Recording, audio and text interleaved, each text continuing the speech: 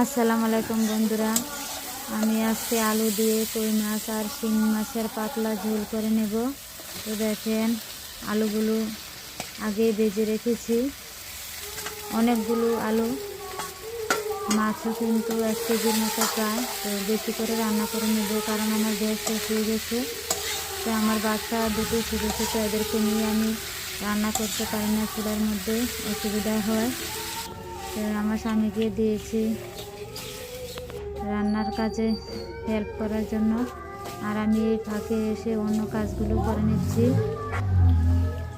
যেহেতু আজকে 6 দিন পর এসেছি, ঘর দুয়ার খুবই খারাপ অবস্থা, তো দুজনে মিলে কাজ করে নিচ্ছি। তো দেখেন, আমার রান্না কিন্তু হয়ে এসেছে। তো এখানে বাটিতে নিয়ে নিয়েছি খাওয়ার জন্য। তো পেটে অনেক ক্ষুধা লেগেছে।